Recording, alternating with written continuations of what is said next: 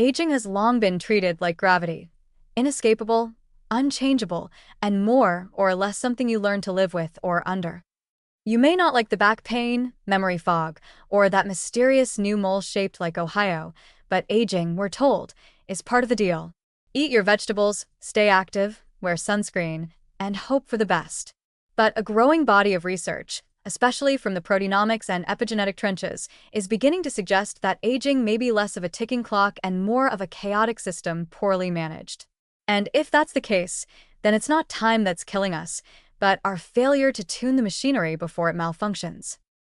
One of the most compelling clues comes from a recent study that identified 48 proteins whose levels suddenly spike around age 50, many linked to inflammation, immune dysregulation, metabolic disorder, and vascular decline. These aren't gentle, linear changes.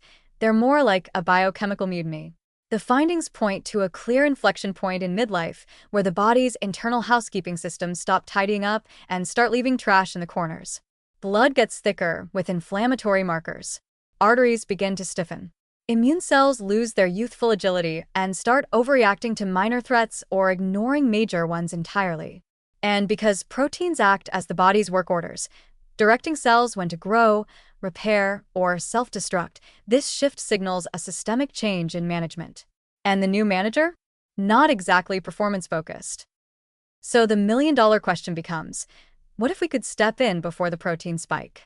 What if aging, instead of being a slow, unstoppable march, is more like an ill-timed cascade of biological misfires that can be reprogrammed or prevented? This is where the philosophical debate sharpens. On one hand, there's the death is natural crowd, those who see aging as a sacred, evolutionary process and view any intervention as a form of hubris.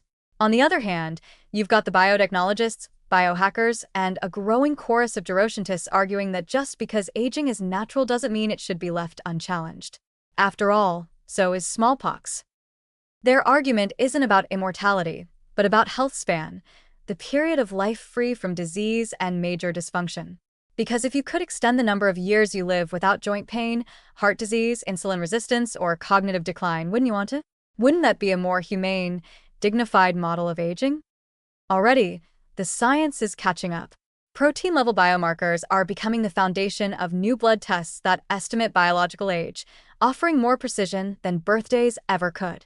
Interventions like senolytics, which remove zombie cells, and TOR inhibitors, which tweak cellular repair pathways, and epigenetic reprogramming, yes, the stuff that sounds like sci-fi, are being tested not just in labs, but in early-phase human trials.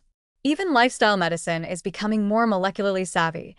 Intermittent fasting, for example, isn't just a diet trend. It may recalibrate some of the very proteins tied to midlife decline. But here's the catch. If aging is a system failure, then our healthcare system isn't designed to fix it. We intervene once disease is obvious, when plaque has already narrowed the arteries, when the tumor is visible, when memory loss is more than just forgetting names.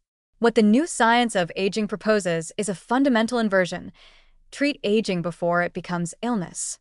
Not reactive medicine, but preventive molecular management. Of course, this raises thorny issues about access, equity, and how we define treatable. Will these therapies be reserved for the wealthy, the early adopters, the quantified elites?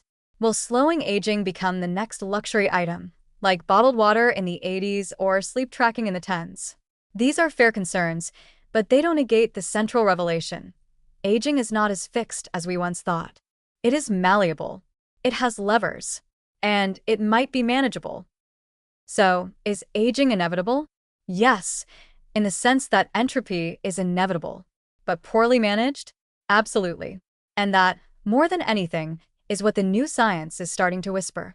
That aging may not be a punishment we must endure, but a puzzle we're finally learning how to solve.